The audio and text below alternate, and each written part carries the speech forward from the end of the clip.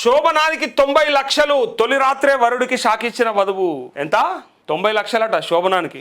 సుశీరాల్లా తొలి రాత్రే వరుడికి షాక్ ఇచ్చిన వధువు. కొత్తగా పెళ్ళైన వరుడికి ఫస్ట్ నైట్ రోజు నా వధువు ఊహించని షాక్ ఇచ్చింది. శోభనం కావాలంటే 90 లక్షలు ఇవ్వాలని డిమాండ్ చేసింది. ఎటుపోతుంది కథ, కాలం ఎటుపోతుంది చూడుర్రి.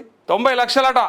90 లక్షలు ఇస్తేనే ఫస్ట్ నైట్ ఒప్పుకుంటుందట. ఇక చాలా మంది ఇక కింద కామెంట్లు అయితే దరిద్రంగా చేసిర్రు, దారుణంగా చేసిర్రు, అది వేరే విషయం. సరే అవి చెప్పనేను, కాకపోతే మీకై మీరు ఊహించుకోవచ్చు. ఇక ఏమి అని ఉంటారు. 90 లక్షల ఫస్ట్ నైట్ అంటే దాని గురించి ఏం కామెంట్ చేస్తుంటారు జనాలు అనేది ఇక మీరే చెప్పొచ్చు. మీరు కూడా చూస్తే కనుక అర్థమైపోతుంది. ఇగో దీనికి వరుడు ఒప్పుకోకపోవడంతో వధువు కుటుంబం మరో ప్లాన్ వేసింది. దీంతో వరుడు ఫ్యామిలీ ఒక్కసారిగా కంగు తిన్నదంటూ అబ్బా 90 లక్షలు ఇవ్వాలన్నట్నా గిసోటి వార్తలు వస్తున్నాయి. ఏం చేస్తాం మరి, ఇక చదవద్దు అంటే ఎట్లా? ఇంట్రెస్టింగ్ ఉంది కదా మరి. ఎందుకు అంటే మరి 90 లక్షలు ఇస్తే మరి ఆయనకి ఏం దొరుకుతుంది, ఏమొస్తుంది అనేది కూడా చాలా మంది అంటుంటారు కదా. అందుకోసమే కంపల్సరీగా ఇది ఉత్తరప్రదేశ్లోని ఆగ్రా జిల్లాలో అత్యంత భయానక ఘటన వెలుగులోకి వచ్చింది. శోభనం జరగాలంటే లక్షలు ఇవ్వాలని వధువు డిమాండ్ చేసింది. కాదనడంతో సజీవ దహనం చేసేందుకు అమ్మాయి కుటుంబ సభ్యులు ఎత్తించడం కలకలం రేపింది. లాస్ట్కు సజీవ దహనం కూడా నట. పుసుకున్న పైసలు ఇవ్వకపోతే చంపుతారట కూడా. ఏం కథ ఇది, ఏం కాలం ఎడిపోతుంది? చెప్పురు ఈ లైవ్లో చూసేవాళ్ళన్నా చెప్పురు ఈ కథ ఏందో, ఇలా ముచ్చటేందో. వరుడి సోదరి ముస్కాన్ సింగ్ వివరాల ప్రకారం గతేడాది ఏప్రిల్ 29 ఆగ్రాకు చెందిన యువకుడికి కల్పన అనే యువతితో ఘనంగా వివాహం జరిగింది. అనంతరం శోభనం కోసం వధూవరులను గదిలోకి పంపారు. ఇక్కడే అసలు ట్విస్ట్ చోటు చేసుకుంది. శోభనం జరగాలంటే 90 లక్షలు ఇవ్వాలని వధువు వరుణ్ణి డిమాండ్ చేసింది. అంత పెద్ద మొత్తం ఇవ్వలేనని వరుడు స్పష్టం చేయడంతో వధువు మరుసటి రోజే తనకు శోభనం వద్దంటూ పెళ్లిలో పెట్టిన నగలు తీసుకొని పుట్టింటికి వెళ్ళిపోయింది. కాగా డబ్బుల డిమాండ్తో మొదలైన ఈ వివాదం ఇక్కడితో ఆగలేదు. వధువు కుటుంబ సభ్యులు వరుడింటిపై దాడులు చేయడం, వాట్సాప్ ద్వారా బెదిరింపులకు పాల్పడడం కూడా మొదలుపెట్టారట. కథ చూసినారు. ఇగో కోర్టు ఆదేశాలతో ఎఫ్ఐఆర్. ఈ ఏడాది మార్చి 26న వధువు కుటుంబ సభ్యులు వరుడి ఇంటికి వచ్చి గొడవకు దిగారు. ఇరు కుటుంబాల మధ్య మాటామాట పెరిగింది. వధువు తండ్రి సోదరుడు వరుడు ఇంట్లో ఉన్న పిఎన్జి గ్యాస్ పైప్ లైన్ ధ్వంసం చేసి కుటుంబాన్ని మొత్తాన్ని మంటలో కాల్చి చంపేందుకు ప్రయత్నించారు. ఈ దుర్ఘటనలో వరుడితో పాటు అతని తల్లిదండ్రులకు గాయాలయ్యాయి. వధువు తరపు కుటుంబ సభ్యుల ఒత్తిడితో పోలీసులు మొదటి వరుడు ఫిర్యాదుపై స్పందించలేదు. చివరకు బాధితులు కోర్టును ఆశ్రయించగా న్యాయస్థానం ఆదేశాల మేరకు ఎఫ్ఐఆర్ నమోదు చేశారంటూ అబ్బా మీకు దండం తల్లి, నిజంగా మీకు దండం. పొరగాళ్ళు జాగ్రత్త, యువకులు జాగ్రత్త. 90 లక్షలు డిమాండ్ చేసిందంట. బయట లగ్గం చేసుకుంది, అన్ని బరాబరే ఉన్నాయి. లోపలికైనాక ఇక ఫస్ట్ నైట్ రోజు డిమాండ్ నాకు 90 లక్షలు కావాలి శోభనం జరగాలంటే. ఇక చాలా మంది చూసి కామెంట్ కూడా చేస్తారు. అవసరమా, తీసుకొని చక్కగా పోతా అయిపోతుంది 90 లక్షలు ఇచ్చే బదులు అని అనేటోళ్ళు అంటారు. ఇంకా వేరే మస్తుగా అంటుంటారు.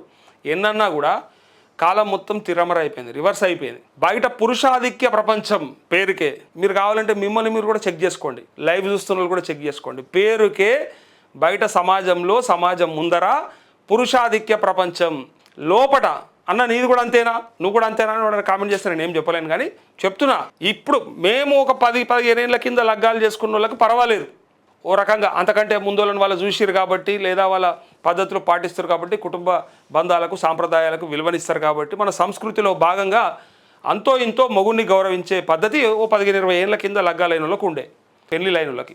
ఇప్పుడు ఉన్నాయా అనేది అంటే ఇగో ఇది సమాధానం చూడు. ఇప్పుడు ఉన్న వాళ్ళకి ఎట్లా ఉన్నదంటే బిజినెస్ అయిపోయింది. వివాహం అనేది వ్యాపారం అయిపోయింది. వానికి ఎంత ఉంది, వాని దగ్గర ఏమున్నది, అక్క చెల్లెళ్ళు ఉండరా లేరా, అత్తమామ ఉంటారా ఉండరా, ఉంటే ఎట్లా, వానికి డిమాండ్లు పెట్టాలి. ఒక పెద్ద మనిషి అప్పుడు చెప్పినుండే ఏది, ఒక ఉద్యోగం, ఇంకా ఏదో 2 ఫ్లాట్లు, లేకపోతే 3 కార్లు, 4 జాగలు, 5 అంకెల జీతము అనుకుంటే ఇట్లా ఒక లెక్క చెప్పి ఇన్ని ఉంటేనే మనకి పిల్లనిచ్చే పరిస్థితి అట చెప్పినరు. ఎగ్జాక్ట్గా అదే కాకుండా ఏదో చెప్తా ఉన్నా నేను. అదే అందులో 1, 2, 3, 4, 5కి లెక్కలేసి చెప్పారు. అవి ఉండాలట క్వాలిఫికేషన్. అందుకే ఇవాళ అబ్బాయిలకి ఇట్లాంటి పరిస్థితి ఏర్పడ్డది. పైగా ఇటుపక్క వీళ్ళు ఎట్లున్నారు, అటుపక్క వాళ్ళు అట్లే ఉన్నారు. కాకపోతే వాళ్ళు కొంచెం తగ్గి ఉన్నారు. ఎందుకంటే అమ్మాయిలు దొరకట్లేదు. అందులో చాలామంది కోరుకునేటువంటి అమ్మాయిలు దొరకట్లేదు. ఫస్ట్ హ్యాండా, సెకండ్ హ్యాండా, థర్డ్ హ్యాండా, ఇది మాట్లాడుకోవాల్సిన విషయం కాకపోయినప్పటికీ ఈ వార్త వచ్చింది కాబట్టి చెప్తా ఉన్నా.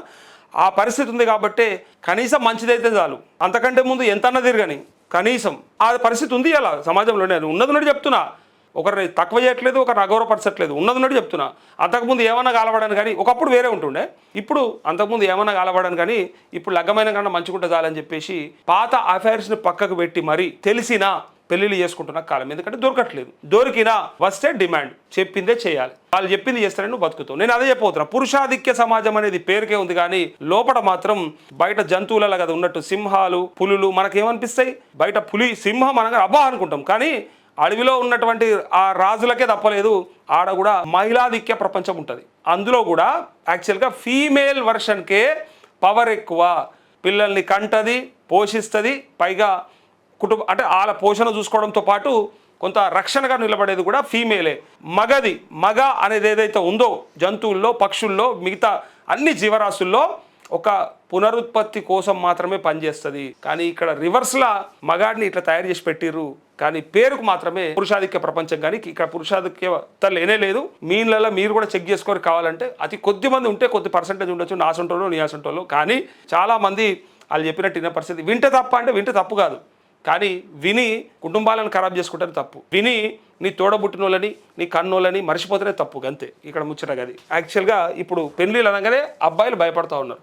అమ్మాయిలు భయపడే కాలం నుంచి అబ్బాయిలు కూడా భయపడే కాలంకి వచ్చేసింది. మీరు కావాలంటే చూసుకోరు ఎన్ని జరుగుతూ ఉన్నాయి బయట. ఎట్లా ముక్కలు చేసి కుక్కర్లలో వండి పెడుతురు, డ్రమ్ములలో నింపుతురు. ప్రియుడి మాటలు నమ్మి గొడ్డలితో నరికిన ప్రియురాలు వార్తలు రోజు మనమే ఒక్కొక్కడు వేస్తున్నాడు కదా, పెద్ద పెద్ద థంబ్నెయిల్స్ పెట్టి బ్రేకింగ్ న్యూస్లు వేస్తున్నారు. ఇంతకంటే దారుణం ఇంకేం పాడైంది, ఇంకేం దరిద్రం ఏడిచింది.